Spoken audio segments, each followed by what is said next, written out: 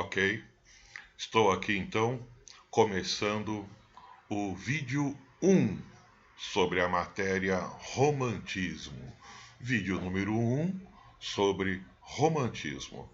Espero que todos estejam aí animados. Lembre-se que sempre é bom aí um caderno, uma caneta, fazer as anotações, tá? Principalmente porque o romantismo é uma das principais estéticas quando se fala nas provas de vestibular, as provas de literatura nos vestibulares. O romantismo é uma das estéticas que estão mais presentes. Tudo porque o romantismo é uma estética da idade contemporânea. Vou colocar aqui para vocês anotarem aí no caderno, tá? É sobre isso que eu quero falar um pouquinho agora. O romantismo é uma estética ali da primeira metade do século XIX e corresponde ao início da Idade Contemporânea. Lembre-se, a idade até o século XVIII era a Idade Moderna. A gente falou bastante sobre isso, né? A nobreza, na literatura, um gosto muito forte pelos clássicos, pela Grécia, pela Roma Antiga e outros vários temas conforme o século. Nós estudamos isso nas aulas anteriores. No entanto, no final do século XVIII, aconteceram duas revoluções. É a Revolução Francesa, é a Revolução Industrial. E que tiveram consequências no século XIX, a tal ponto fortes essas consequências que os historiadores decidiram chamar o século XIX, né, a partir do século XIX, idade contemporânea. Então imagina aí a grande transformação na sociedade, principalmente ali no mundo ocidental, provocada por essas duas revoluções, a ponto de os historiadores determinarem que o começo do século XIX é o início da Idade Contemporânea, idade em que nós estamos até os dias atuais. Nós vivemos nessa Idade Contemporânea. Então, veja a frase que eu vou falar agora e entenda a importância dela, tá? O mundo que nós vivemos atualmente, se você quiser entendê-lo, se você quiser saber as origens dele, então estude ali essas duas revoluções e principalmente as consequências no século XIX da Revolução Francesa e da Revolução Industrial. Pois é ali, na primeira metade do século XIX, que está a origem do mundo em que vivemos atualmente. E a literatura vai refletir esse mundo, e por isso o romantismo e as estéticas do século XIX estão tão presentes nos vestibulares, porque elas explicam, elas ajudam a entender o mundo em que vivemos atualmente, tá? Vamos então falar um pouco dessas duas revoluções. Tá aqui, pessoal, um quadro representando a Revolução Francesa. Você sabe que ela aconteceu em 1789, no final do século XVIII, portanto, e ela tem ali uma consequência principal, que é o que eu gostaria que ficasse muito claro aí na sua cabeça. A consequência principal da Revolução Francesa é que agora a burguesia é a classe responsável pelas decisões políticas, econômicas. Quero deixar bem claro aqui que o seu professor de história ele vai dar uma super aula de Revolução Francesa, contando, né, as origens, as várias etapas, as consequências. Aqui, para a nossa aula de literatura, por enquanto, o que eu gostaria que você tivesse consciência é de que uma nova classe, a burguesia, está agora no poder político e econômico, tá? Seu professor de história, ele vai falar que, calma, né? Existe aí a alta burguesia, a pequena burguesia. Ele vai falar que na Inglaterra a burguesia agiu de uma maneira diferente, né? Não precisou fazer uma revolução, né, para tirar o rei do poder, a rainha do poder, né? Mas isso deixa que o seu professor de história explica. Aqui para a nossa aula, a informação que eu tenho certeza que você já sabia, inclusive a de que a burguesia é a classe social que agora está no poder, tá? Ali no século XIX, tudo bem? E para a literatura, qual vai ser aí a consequência para a literatura dessa Revolução Francesa? É que agora o público leitor não é mais a nobreza, e sim esse novo grupo, a burguesia. E você pode ter certeza de uma coisa: o público burguês tem um gosto literário diferente do público nobre. Nós já estudamos, você se lembra?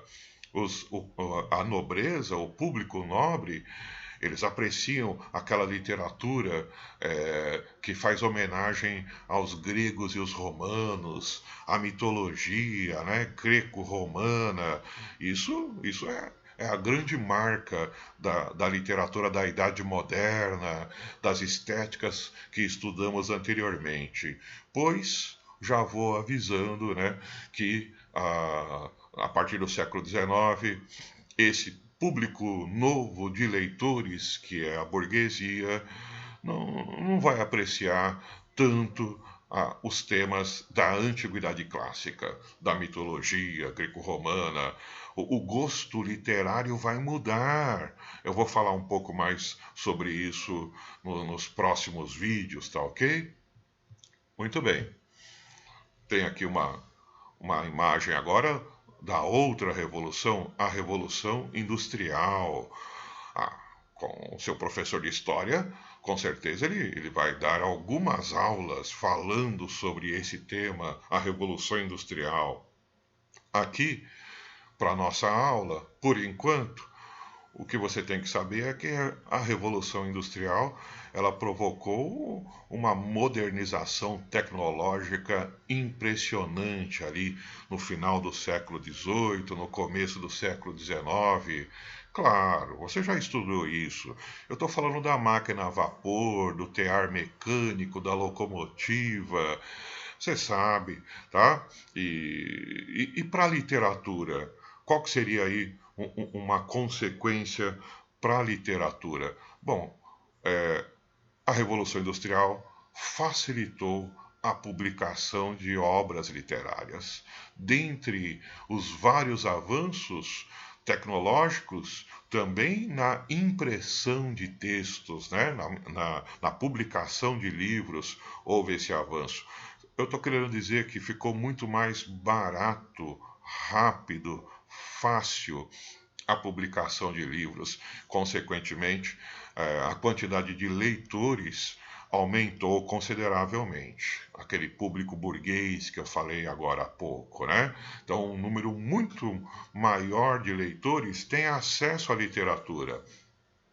Queria que ficasse registrado aí nas suas anotações um tipo de literatura que é aqui do começo do século XIX, surgiu ali, chamado folhetim. Anote aí no seu caderno, tá? O folhetim. O que é isso? Do que se trata?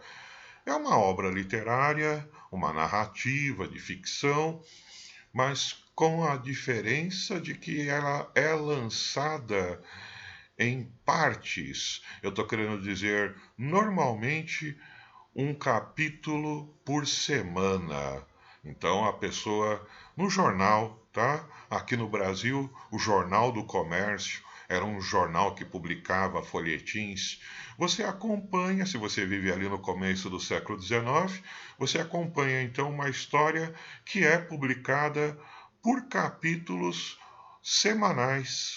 Normalmente no domingo você compra o jornal e tem ali um capítulo novo de uma história que você já está lendo ali já há algumas semanas, alguns meses.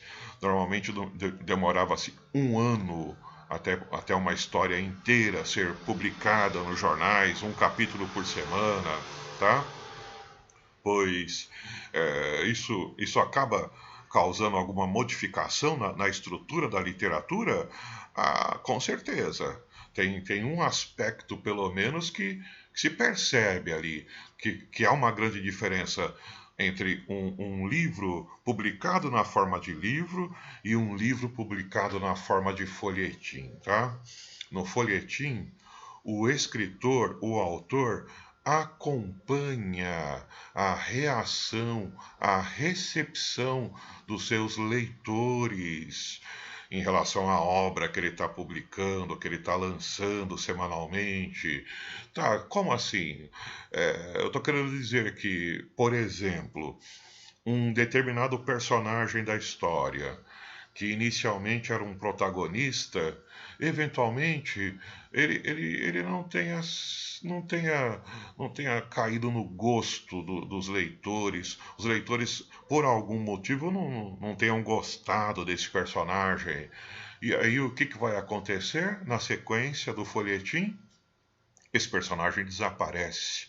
Esse personagem perde destaque. O oposto também acontece, tá? Um personagem que inicialmente ali no folhetim era secundário, às vezes o público adora, e aí no decorrer das semanas esse personagem vai ganhando destaque, e quando termina o folhetim, ele pode ser até um dos protagonistas da história, tá? Então veja que é uma mudança muito grande provocada por esse formato do folhetim. É óbvio que é possível comparar esse folhetim do século XIX, do romantismo, com as novelas da atualidade, tá?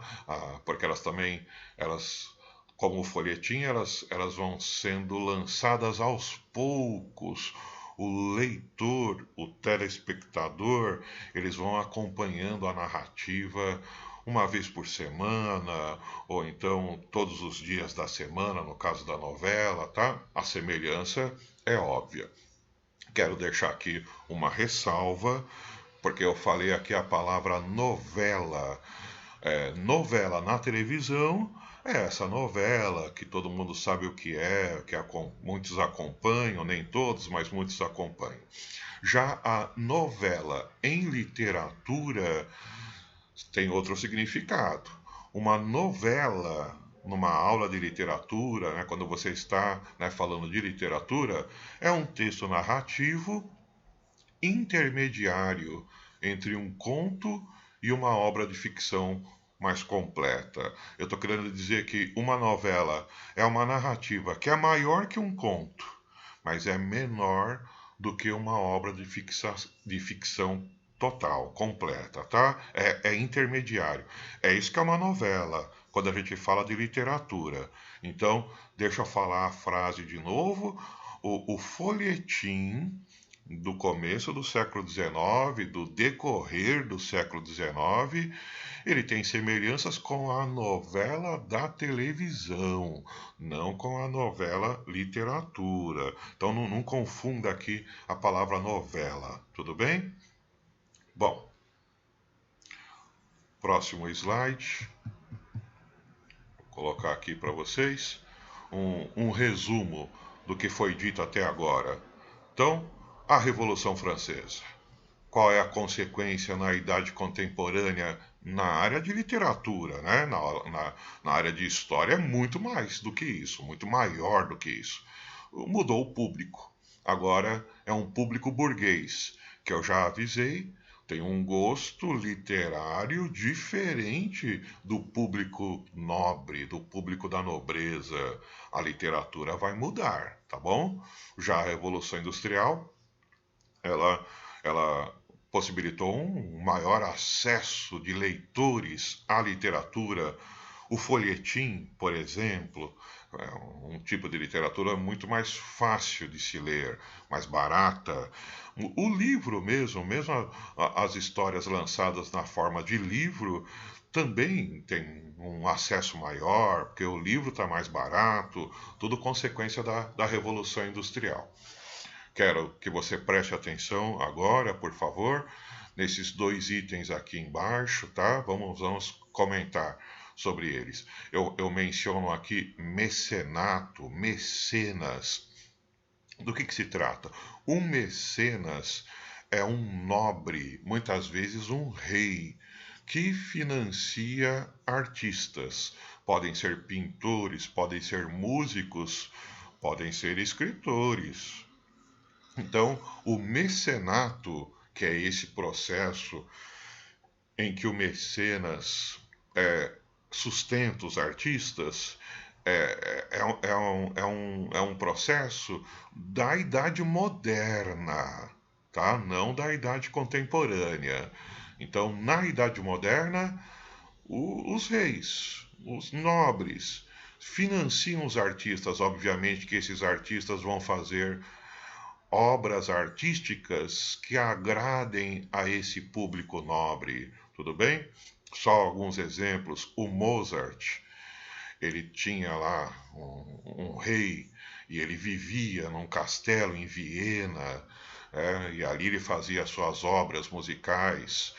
O próprio Camões na literatura, o mecenas do Camões é o rei Dom Sebastião, que financiou a publicação dos Lusíadas.